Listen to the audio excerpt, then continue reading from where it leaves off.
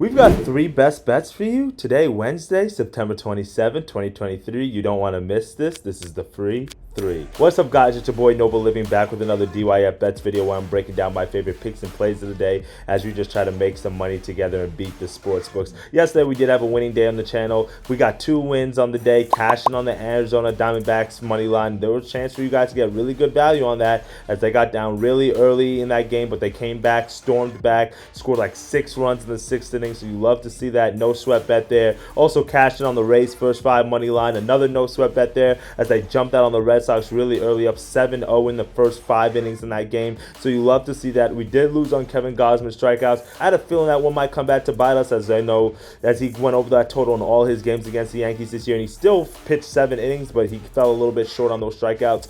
2-1 on the day. Can't be mad at it. A winning day, especially right now in baseball season when there's not a lot of value out there, or when you're grinding and digging for treasure winners out there. So you know what, I'm not too mad at it. You can see our year-to-date record right here. We're back at 500 for the month of September. I love to see that. So hopefully we can keep that momentum going today, because I've got 3 more best bets for you right in the MLB. If you could drop a big like on this video, I'd greatly appreciate it. And let's dive into these picks.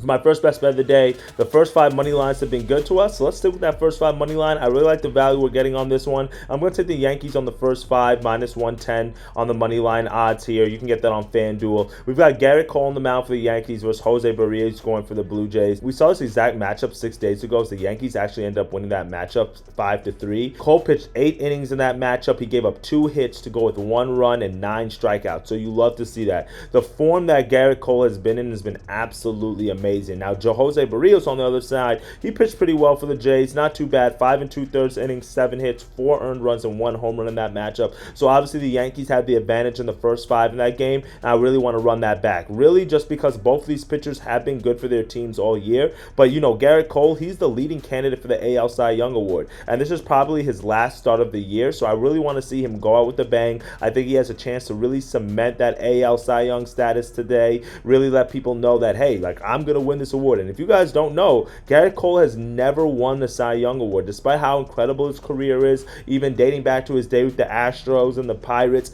He's never won a Cy Young Award, so I think he's really taking this one personally. I really think he wants to win this one. I think today is going to be a performance that he shows why he's the proven candidate and the #1 guy in the AL to win that Cy Young Award. The form that Cole has been in has been absolutely incredible. 6 straight starts with 2 earned runs or less, and he's pitched at least 5 innings in those games as well. And that's why it's so important that you guys dive into the numbers and really look at the full body of work, because Garrett Cole's record would be a lot better if he had run support. This guy literally gets no run support from the Yankees offense, and he's pitched deep into games, giving up 1 or 2 runs. Yeah, sometimes he does pitch bad, giving up a home run here and there, giving up a bad start, 4 runs, 5 runs. But for the most part, Garrett Cole this entire year has kept his opponent's averages really low, has kept the score really low. The Yankees just have not been able to give him the run support, which is the biggest concern that I have in this game today. But I do think the Yankees can score a few runs today. They've had their offensive struggles throughout the year. They are playing a lot of prospects. Aaron Judge didn't play last night. I don't know if he plays again today. It's one of those things where I think they can score a few runs off Barrios, and they should be able to lock it down at least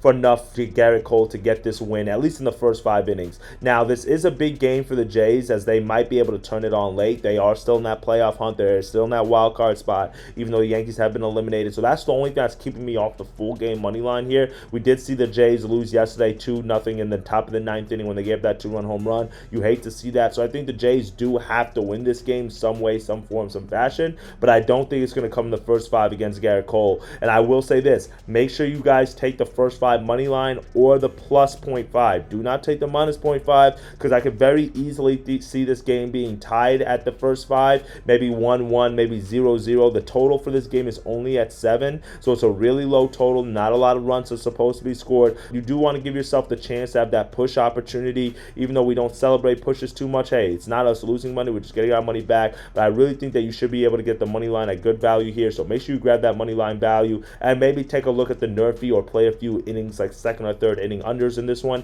as I think this one is going to stay pretty low, like we saw yesterday's matchup in the Yankees-Jays. But give me Yankees on the first 5 money line, as Garrett Cole is going to cement that AL Cy Young status today, and the Yankees are going to be able to score maybe 1 1 or 2 runs up Rios early. So let's go with the Yankees on the first 5 money line. Now for my second best bet of the day, truthfully guys, it was so hard to find a value pick. I'm searching for run lines, I'm searching for player props, I'm searching for team totals. Like the odds are just juiced on certain plays, so it's tough. So I'm going to go with the money line parlay, and I'm going to take the Twins and Dodgers both on the money line. If you parlay both of those guys together, you get to about plus 106 odds on DraftKings, which is not bad value. Plus 100, double your money here, especially considering the matchups that we have on the mound. We've got 2 plays here that I like because we're fading the opposing starting pitchers. So let's look at that Twins and A's matchup first. The A's are sending Jose Estestes to the mound. He's the number 14 prospect for the A's, and he made his MLB debut last week against the Mariners. And trust me, it wasn't his finest performance. It was definitely a welcome to the MLB moment for him.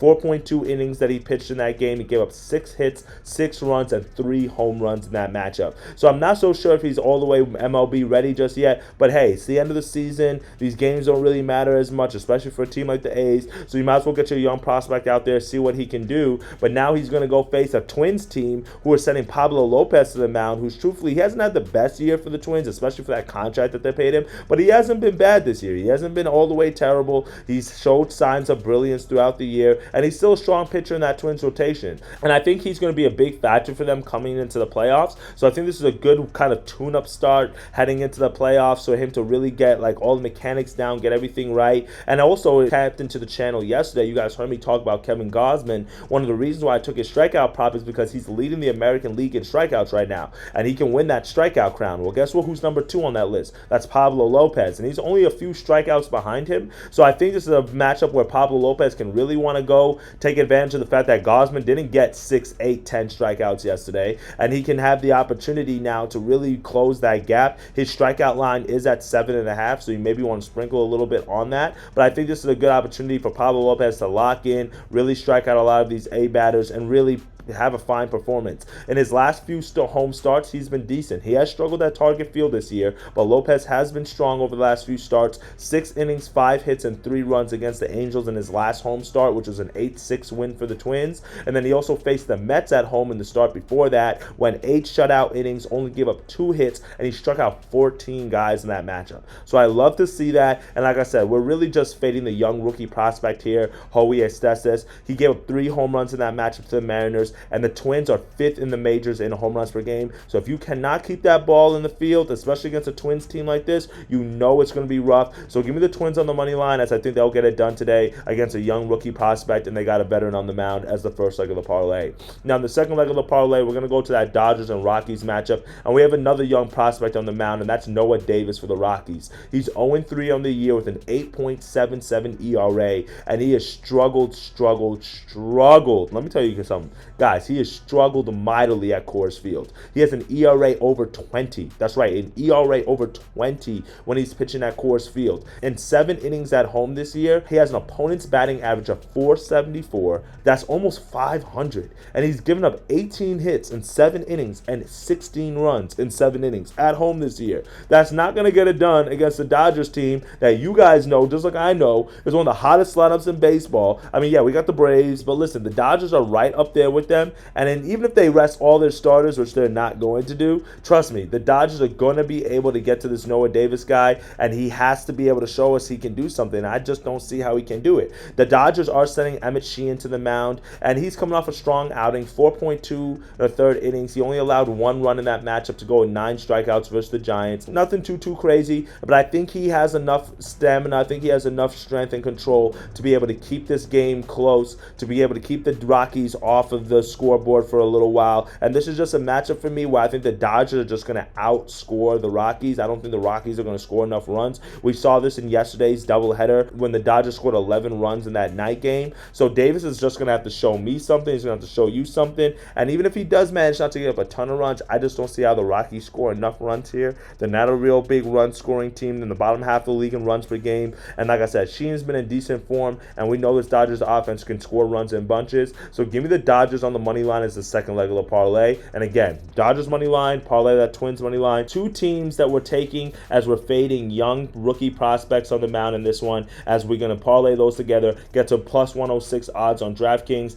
double your money for our second best bet of the day. Now, our third and final best bet of the day, we're going with a player prop. I'm going to take William Contreras over 1.5 total bases, plus 115 odds on DraftKings. This guy has been a DYF all-star for us. William Contreras has been on fire for the Brewers. He's been absolutely consistent for those guys, especially out of the catcher spot. You love to see that. He's currently on a 13-game hit streak. He's batting .393 over the last 7 games and over .300 for the past month. So he's been absolutely on a tear, been absolutely killing it. And now he faces Zach Thompson, who's going for the Cardinals. And we had the same exact matchup last week where Zach Thompson faced these Brewers. And Contreras in that game, he went 2 for 5 with a double in his first at-bat, a single in his second bat, both off of Thompson. So you love to see that. That's 3 total bases just right there off the rip. And he had 2 total bases last night as well. So again, we love to see that consistency. He's actually gone over this total and has gotten 2 total bases in 3 straight games and in 6 of his last 7 games. So that just kind of speaks to the volume that Contreras is swinging this bat at, how consistent he's been. And I think it's a great opportunity for him to have another game today against a guy who's been giving up some contact, a guy who's had success in the past. And Thompson is one of those guys who's transitioning from like the bullpen to the starting role. So because of that, he can easily get chased out of this game in 3, 4, maybe 5 innings. So before you know it, we might get a bullpen in there, which gives us just more opportunities for Contreras to get on base. All we need is 2 hits or maybe 1 double, maybe even a home run. You never know. But that's all we need is 2 total bases from William Contreras today. He's been able to stay consistently being able to do this, and we get this at plus 100 value. You can't beat that. So let's cash that in as our third and final best bet of the day. That's it for me today, my friends. 3 bets, 3 winners that are headed your way. It's been a little while since we've had a sweep on the channel. We're long overdue. In the dog days of baseball, postseason right around the corner, I would love to have a sweep today. I know you guys would love to too. So if you could, just drop a comment. Let me know what picks you're taking, because I'm looking to tail some guys to make some money. And this is another thing I want to give you guys a little quick gem. If you watch till this late in the video, I do greatly appreciate you. But also take a look at betting some under innings. There are a lot of games that are going under right now. We have a lot of matchups like the Orioles-Nationals game, finished 1-0 yesterday. The Jays and Yankees game, they didn't score a run until the 9th inning in that one. You're going to take the under in every single inning in that matchup. We've had a lot of low-scoring games at the end of the year, so that's a perfect time for you guys to take advantage of a few inning opportunities, play a few unders, and maybe the 2nd inning, 3rd inning, maybe the NRFIs as well. So that's a little thing I want to give you guys. I was able to run up a bag yesterday doing that, so I just kind of wanted to share that with you all today, because I think there's a lot of opportunities on the board again today, because we've got a few games that have totals around 7, 7.5, and 8, so you should be able to make some money, or even take a look at some split NRFIs as well, which is what I like to take, is like one team not to score a run in the 1st inning, and then you parlay with another team to not score a run in the 1st inning. So instead of taking like the full NRFI, like the home and away team, you just take like, you back one strong pitcher, then you parlay that with another game who has another strong pitcher. So that's something that you can play around with your sportsbook as well. A lot of ways for us to make money these days. You got to be creative, especially, you know, when you're not getting the value on the books and everything like that. But we'll be back tomorrow for football. So as always, I can't wait for you guys to make some bread. Drop a comment below, join the Telegram group where I'm dropping more winners, and I'll see y'all tomorrow. All right, guys, later. Let's make some cheddar. Dictate your fate.